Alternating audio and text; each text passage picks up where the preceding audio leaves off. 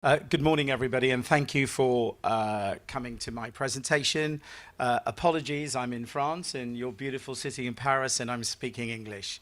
I have some colleagues with me who can talk to you a little bit later in France, but I'm the subject matter expert, which is why I'm presenting. So this is the big topic, right, today. So I want to do a little bit of education first, because in my experience, I think the issue of why cybersecurity exploits are still happening is not fully understood. What we are finding is on this side here, many companies, probably your companies, are investing a lot of money to look for known attacks. So when an attack has happened, it gets publicized. Your security vendor creates a solution to detect it. So your security solutions today are focused on detecting and finding known attacks. Your security operations has big investments in threat intelligence, security operations, trying to find the attack that is known. Okay, the bad news is the hacker is one step ahead. He has a different way. He's not leveraging attacks through known attacks. What he's doing is creating an attack known as a zero-day exploit. A zero-day exploit, as the term suggests, is brand new. He creates it and he launches the attack, so it goes undetected. So what is happening today, the majority of phishing attacks are zero-day exploits, which are undetected into your organization because you are spending all the money on this side. It's a good emotional reaction to spend the money on this side. Whereas what we need to do is look at an architecture to address the zero-day exploit. So remember, zero-day exploits are undetected. It's in the morning, the attack is launched. By the time it's detected, it's too late. The attack has happened. Okay? So a huge investment is going in to your security operations, your security tools. The normal response when I talk to a CISO, CIO, security architect, stop. I have endpoint security, I have email security, I have firewalls, I have SWIGs, I have AV, I have malware. I don't want another security tool. And I have to ask the question then, please give me one more minute. Are you experiencing cybersecurity exploits? The answer is always yes. So I'm saying there's a problem then. You're spending this money and you're still being exploited, right? So that's very important. So the breaches are happening to your targeted audience, normally your C-suite or the administration clerk or somebody who's not experienced is clicking on something. There are many, many shocking attacks on phishing, how easy it is. You download a malicious document, you don't know.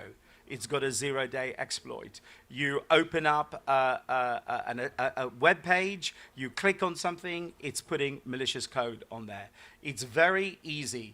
I have a simple use case. One of our partners, an MSP partner, 2 weeks ago, their customer, they paid 1.2 million euros through a phishing attack where they raised their invoice because they raised some money and the money was paid because it came from what they thought was a legitimate address. Okay? So what are the use cases that we, Ericom, have to prevent these attacks and move and address zero-day? So the use cases is number one, a web browser isolation. According to Gartner, 70% of zero-day exploits are launched through the browser. So number one, we are going to take the browser and we're going to isolate it. Okay? We have developed an isolation, so no software, no agents, no clients. We run Zoom and Teams in the cloud. It's isolated. So if your device was ever compromised, you'll never get to it, right? Gartner identifies, the last line here, isolation as the only real architecture to address the zero-day exploits. So if I summarize it, zero-day exploits is a prevention-based, and most security solutions are detection-based. I want to detect for a known bug, okay? So there's the big difference. So let me take use case number 2. This is very exciting. We are very unique. So in this audience, probably the business model is to bring the business partners and customers closer into our organization and let them have access to our applications. So if I'm an insurance, a car insurance, I have an accident, I no longer call an agent. The business model is to collapse. I fill out the form on an application. I upload photographs. I'm in direct contact with the insurance assessor. This self-service model is really big. It's a nightmare for a security architect. Why? Because you are wanting to take unmanaged devices from business partners, from your customers, and give them access to your networks and your corporate apps. That's a nightmare. They have many solutions like VPNs. You can't load an agent on there. So it's a very challenging security problem for the security architect. How do I give unmanaged device access to my networks? So we have a very simple concept. It's web application isolation. I isolate the application in a secure container. So this unmanaged device never touches my network. This is zero trust concept. Okay. I'm conscious of time. So let me just move very simply. So I have 2 key use cases. What are we looking for? If your organization has recently experienced a cybersecurity exploit, somebody has to say why. Why has that happened? If your organization deals in sensitive data that can be monetized, it will be a target of the hacker, and you have to address with a new security architecture. So that's use case number 1. Use case number 2 is the web application isolation to give unmanaged device access to my corporate apps, but without direct access to my networks and my data. This is a really powerful concept. So both these concepts are what's referred to as zero trust. I do not trust the internet. I'm going to isolate the internet to my users.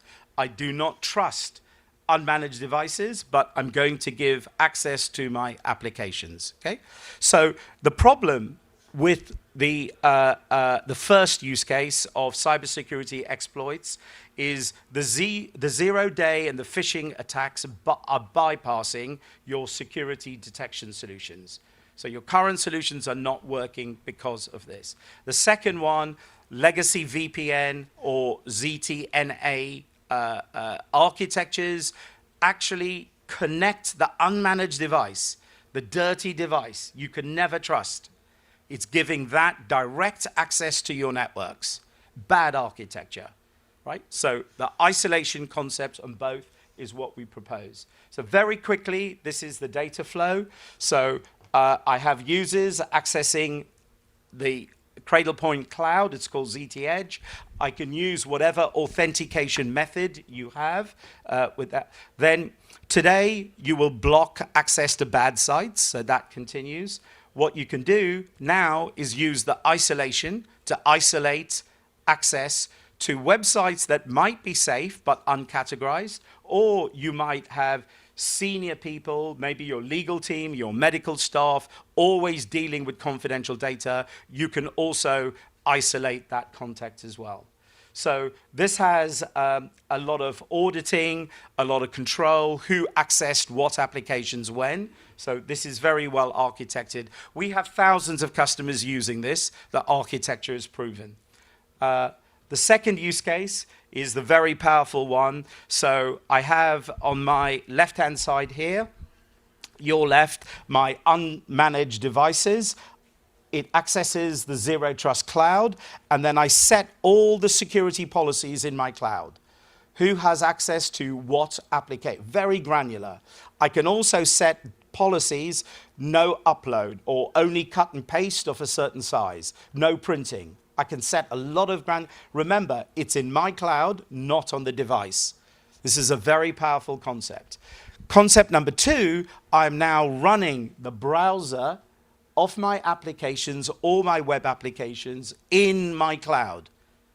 So this is the data flow of the web, what we call the web application architecture.